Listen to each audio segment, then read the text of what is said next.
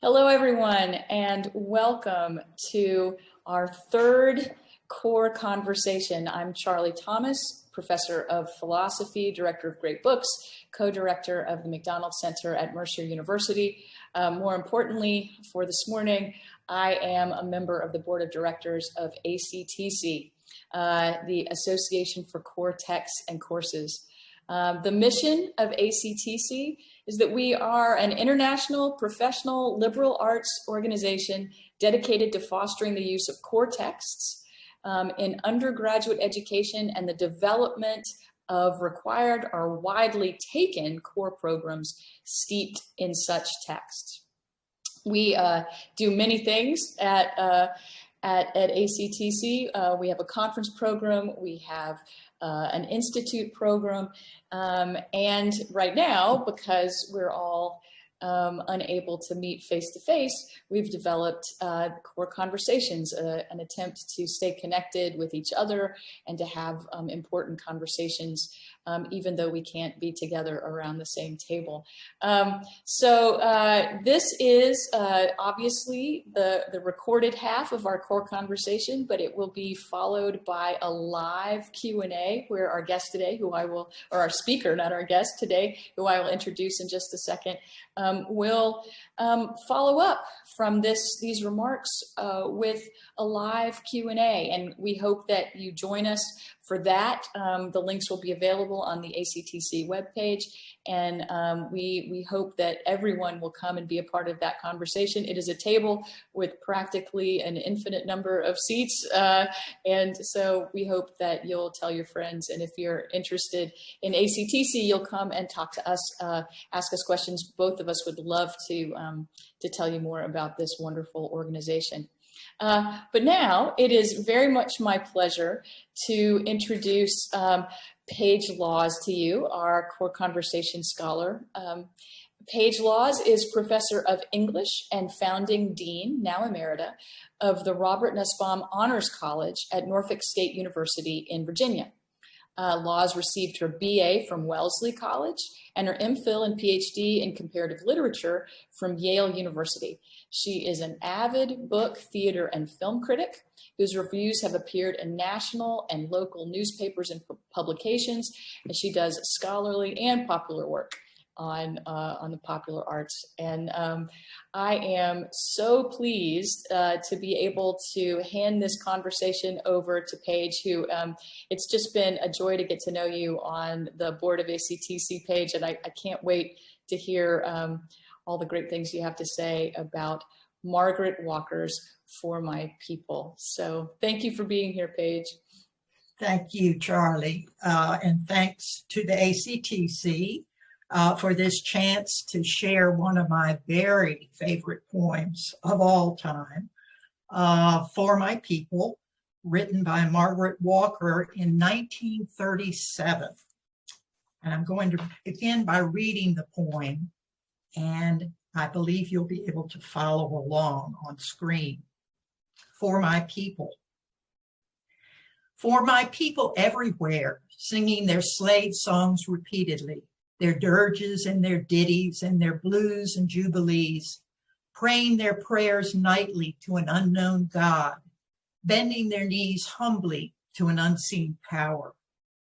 For my people, lending their strength to the years, to the gone years and the now years and the maybe years, washing, ironing, cooking, scrubbing, sewing, mending, hoeing, plowing, digging, planting, pruning, patching, dragging along, never gaining, never reaping, never knowing, and never understanding. For my playmates in the clay and dust and sand of Alabama backyards, playing baptizing and preaching and doctor and jail and soldier and school and mama and cooking and playhouse and concert and store and hair and Miss Chubby and company. For the cramped, bewildered years, we went to school to learn to know the reasons why and the answers to, and the people who, and the places where, and the days when. in memory of the bitter hours when we discovered we were Black and poor and small and different, and nobody cared and nobody wondered and nobody understood. For the boys and girls who grew in spite of these things to be man and woman, to laugh and dance and sing and play and drink their wine and religion and success, to marry their playmates and bear children, and then die of consumption and anemia and lynching. For my people, thronging 47th Street in Chicago and Lenox Avenue in New York and Rampart Street in New Orleans, lost, disinherited, dispossessed, and happy people, filling the cabarets and taverns and other people's pockets, and needing bread and shoes and milk and land and money and something all our own. For my people walking blindly, spreading joy, losing time being lazy, sleeping when hungry, shouting when burdened, drinking when hopeless, tied and shackled and tangled among ourselves by the unseen creatures who tower over us omnisciently and laugh. For my people, blundering and groping and floundering in the dark of churches and schools and clubs and societies, associations and councils and committees and conventions, distressed and disturbed and deceived and devoured by money-hungry, glory-craving leeches, preyed on by facile force of state and fad and novelty, by false prophet and holy believer. For my people, standing, staring, trying to fashion a better way from confusion, from hypocrisy and misunderstanding, trying to fashion a world that will hold all the people, all the faces, all the Adams and Eves and their countless generations. Let a new earth rise. Let another world be born. Let a bloody peace be written in the sky. Let a second generation full of courage issue forth. Let a people loving freedom come to growth. Let a beauty full of healing and a strength of final clenching be the pulsing in our spirits and our blood. Let the martial songs be written. Let the dirges disappear. Let a race of men now rise and take control.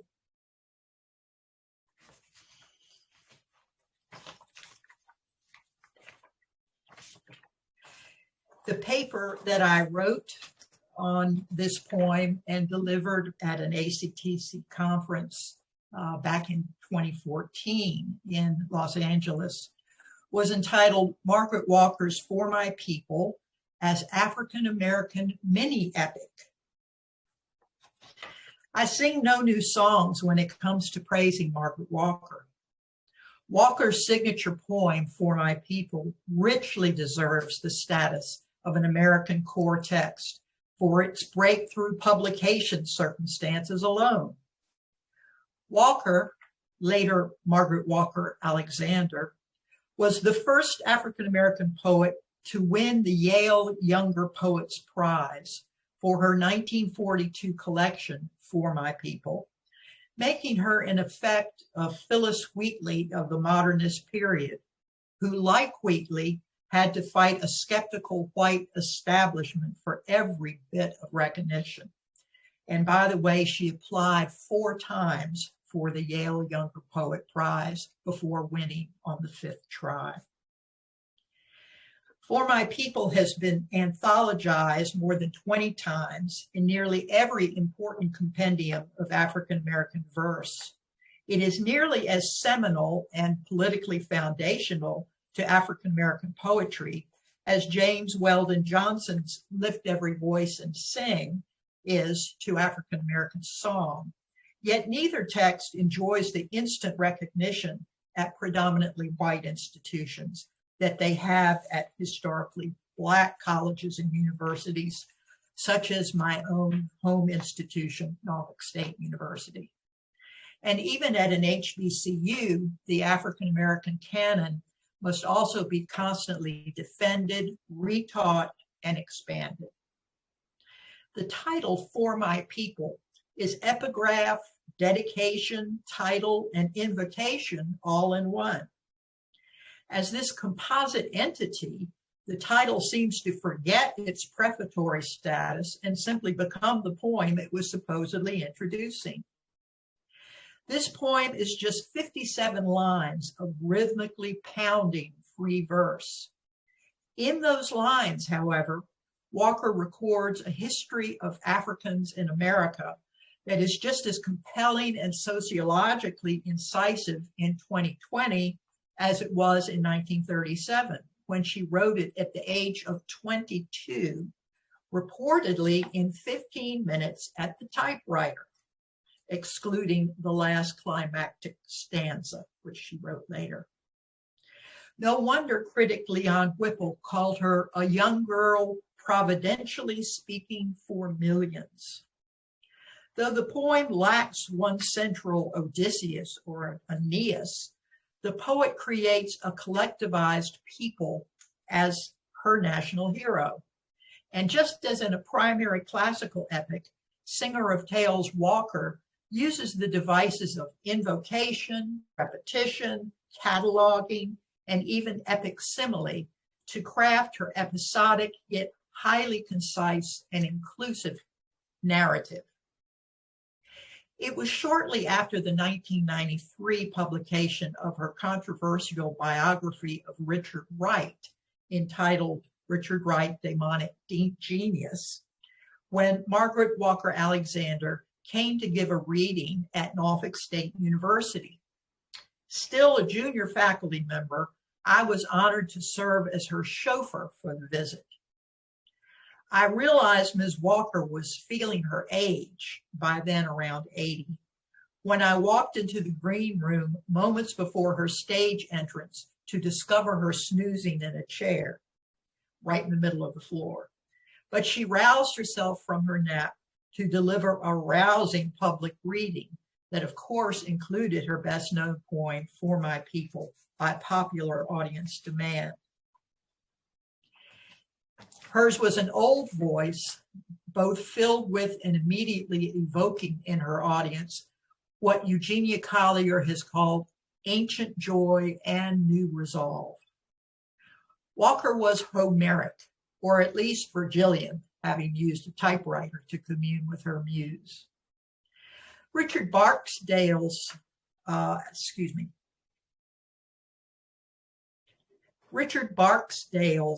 analysis of For My People emphasizes its orality, that is, its use of verbal devices with roots in the preacher man rhetoric of the Black South. He speaks of its verbal arpeggios, the cascading adjectives, the rhythmic repetitions. He insists both on the poem's specificity, it's almost always blacks, for instance, who die of lynching, but also its universality of statement. All are qualities associated with the primary epic. Margaret Walker's people even have to contend with a monster in the poem. The monster is all the more dangerous for being invisible yet all-pervasive. Barksdale calls the monster capitalism, and it devours Black people by the millions. Their descent into the underworld of poverty may likewise be figurative, but it's just as real and daunting as Odysseus's trip to Hades or Dante's trip to the Inferno. R. Baxter Miller stresses similar epic devices, though not necessarily by that name. He says the achievement is syntactic. Parallelism, elevated rhetoric, simile, and figure of speech abound. Just as crucial is the narrative voice and presence within the poem. As both participant and observer, Walker creates an ironic distance between history and eternity. She speaks, says Miller, both as Christ and God. She is caught up in the communal suffering, but has benign control of her poetic universe. Walker structures her miniature epic as a journey through Black history, from the time of slavery, when Blacks were unjustly treated as a child race, to and through the Great Migration into the early stirrings of the Civil Rights Movement. But the poem is also structured as the human journey through a single lifetime: babyhood, childhood, school days, adolescence, adulthood, and decline. Much as in Shakespeare's famous Ages of Man speech, all the world's a stage, from As You Like It.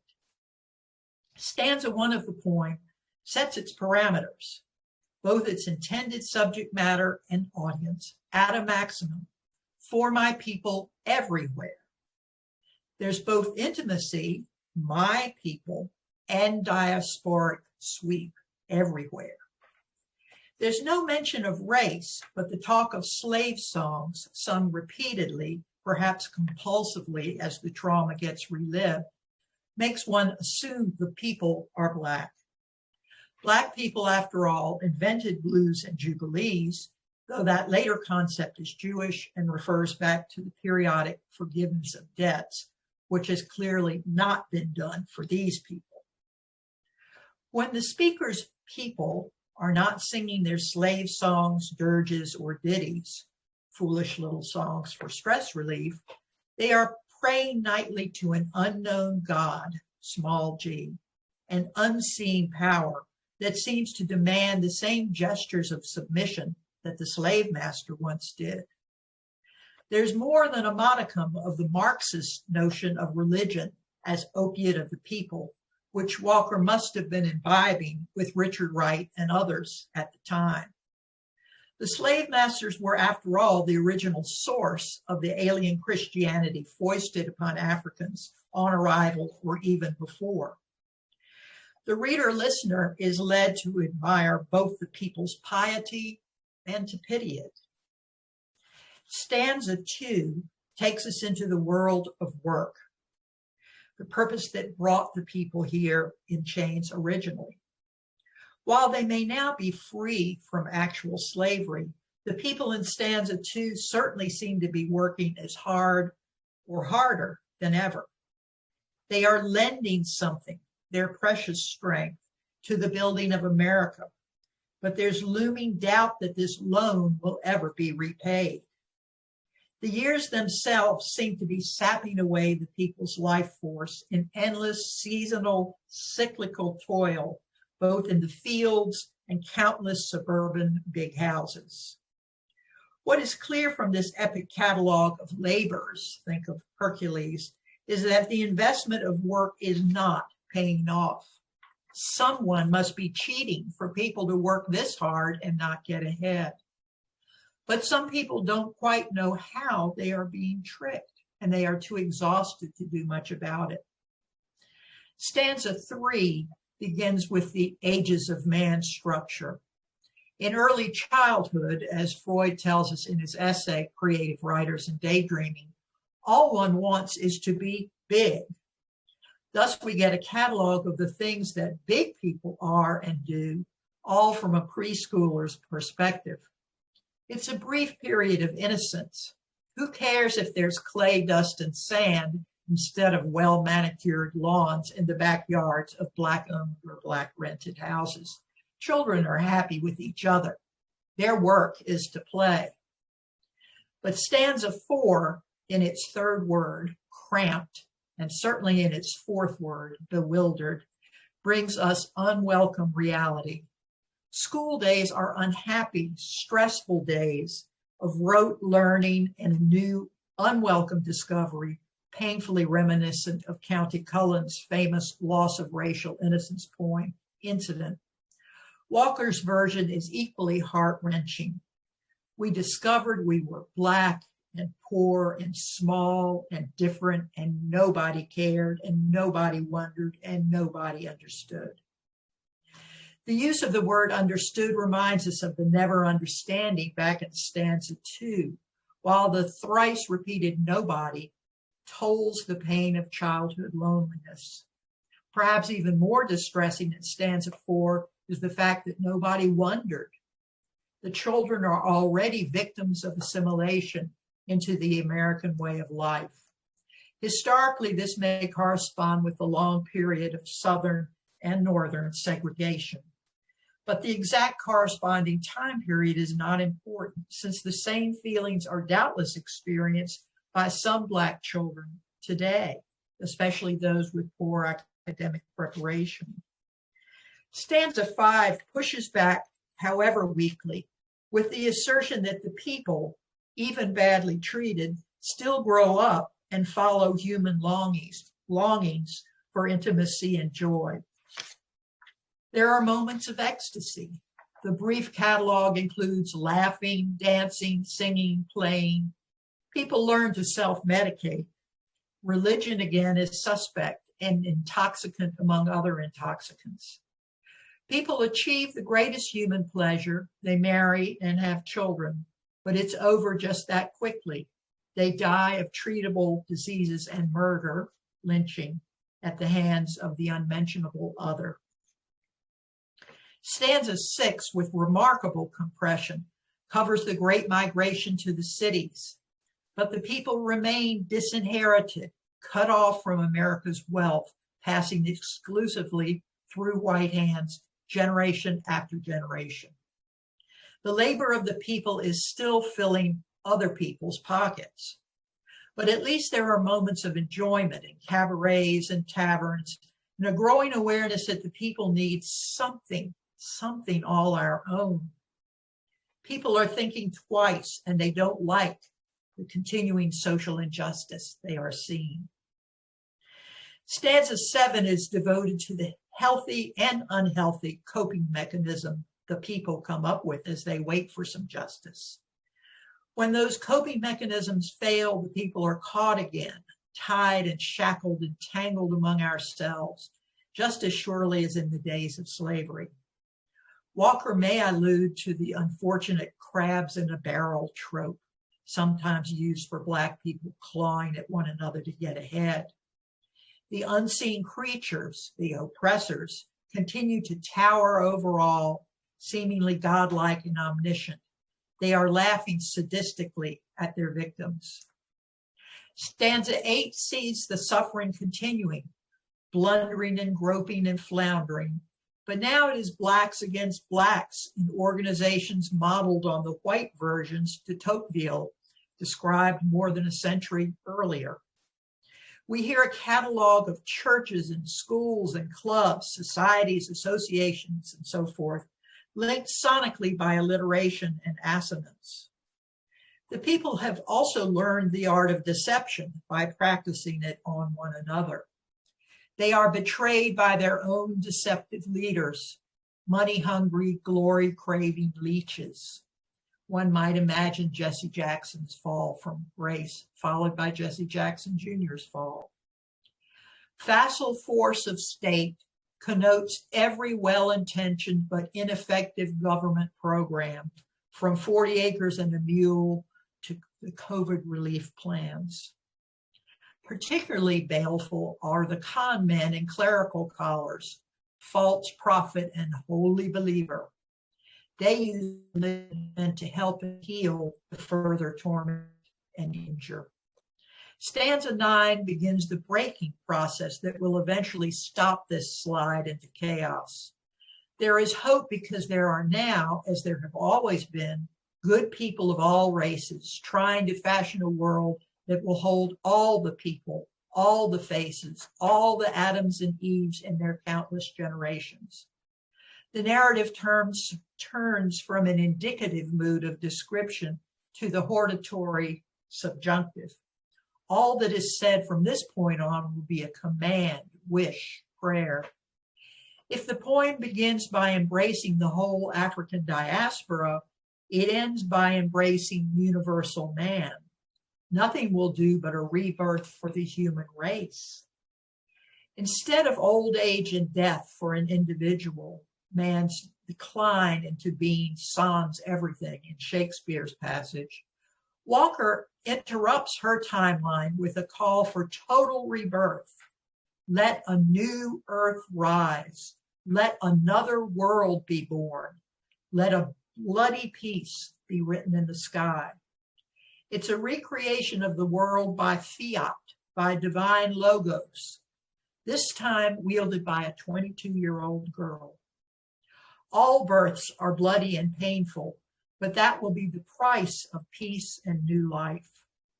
What form might the apocalypse, the revolution take? Will it be Nat Turner style? He reportedly saw bloody celestial battles up in the sky. The two mentions of blood and one of clenching are part of a continuing epic simile describing birth, yet the tone in the end is more sanguine than sanguinary. Walker has successfully embodied the tormented but triumphant spirit of her people, a truly epic accomplishment in 57 precious lines. Thank you.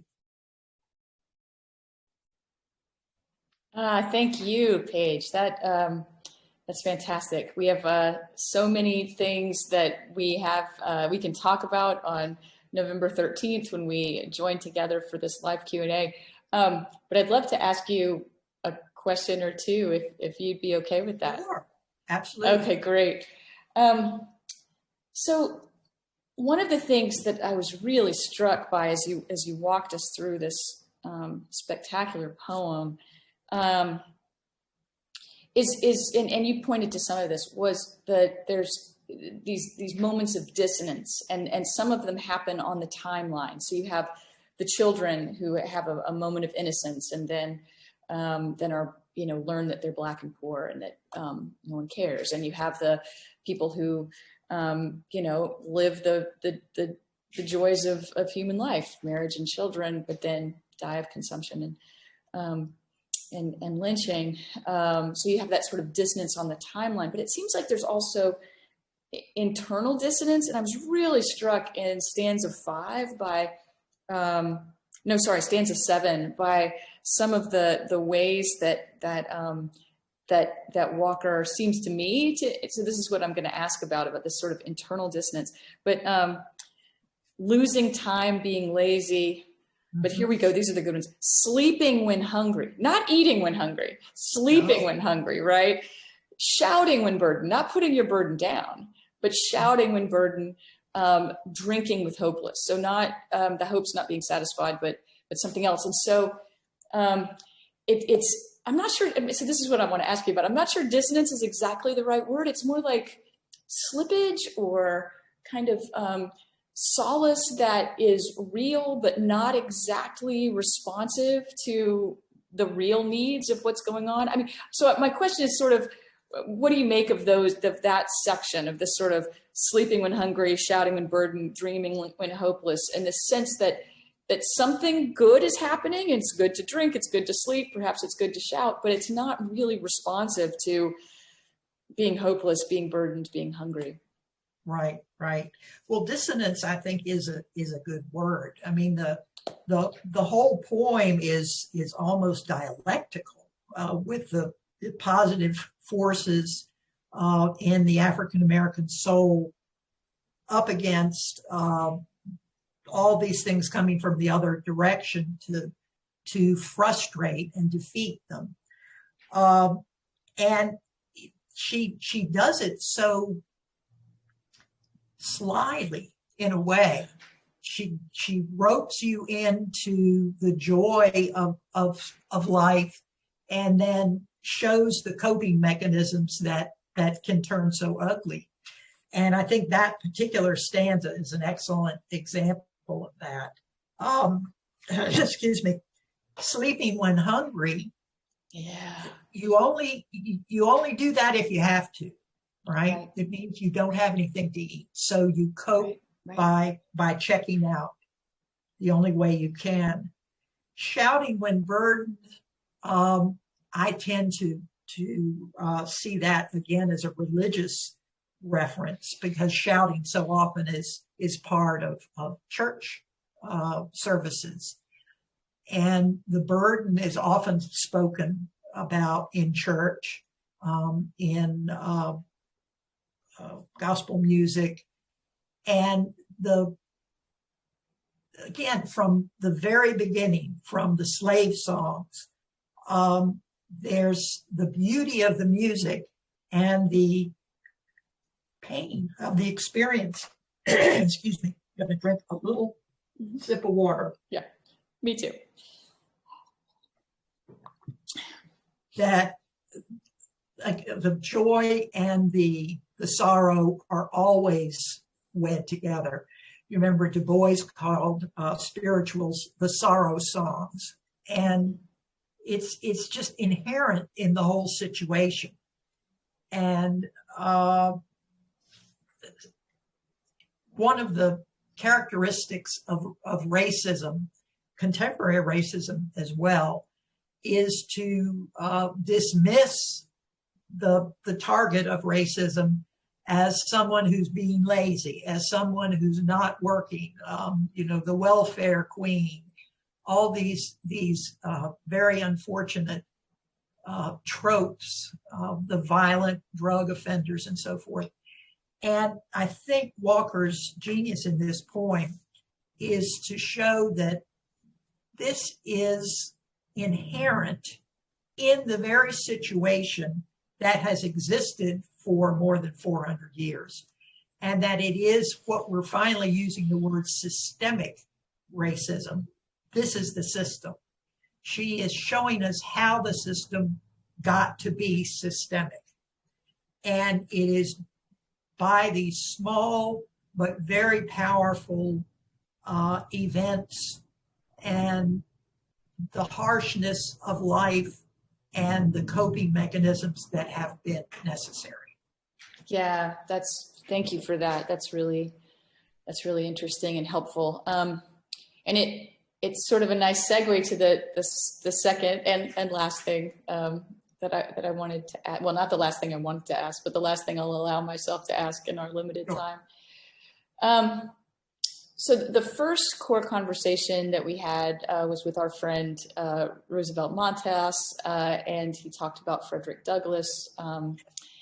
And one of the really striking things in Douglass's biography is his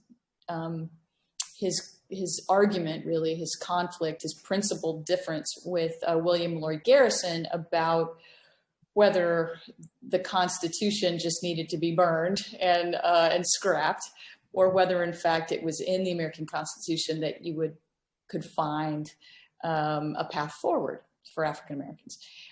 So this isn't a constitutional question, but that kind of almost apocalyptic vision at the end of the poem. You call it more sanguine than sanguinary, which is one of my favorite lines in your talk. But how, and you just talked about systemic racism. I mean, this is all very present, contemporary, relevant. These are relevant things to think about. But do you have a sense within the poem, or perhaps for Walker more generally, of whether or not she thought that really the system was fatally flawed, and that it had been built on slavery and on the current oppression that she was experiencing and that many people continue to experience today, that just meant really, some sort of complete restart? Or did she have a sense, because there is joy. I mean, you can't have dissonance without both sides. There is joy, there is promise. There are things in this poem that one might hang on to if instead of a complete reset, scorched earth sort of approach to American culture, you were to find some things to pull back to and build on. Do you have a sense of whether your interpretation of the poem, or more generally for Walker, that she saw sort of hope for reform, or is she fundamentally a revolutionary? We just have to start over. Well, she never got gentle. I mean, not from seeing and reading her other poems, her novel Jubilee, which is set in the Civil War. She was a feisty lady, both as a person and as an artist. And she had her feuds, her feud with Richard Wright. They were very close friends. Some people say more. And she wrote this biography, which was not very favorable in many parts when it came to Richard Wright's character. But I think that it's part of what she's describing in the African American experience, that one simply takes this, the rage factor, the anger, the awareness of injustice, and carries it in some form through life. And it's going to surface in different ways, as it must, as it should, in different works of art. And I wish I were more of an expert on Walker and could point to other points where she is, speaking out again against injustice. But this certainly fits into the tradition of Frederick Douglass. I mentioned Nat Turner. James Baldwin's work is certainly about this very same issue of the rage, and yet the need to keep living. You're given one life. You want to take advantage of life and marry and have children and live. How much of life can be given over to the battle, and how much needs to be lived?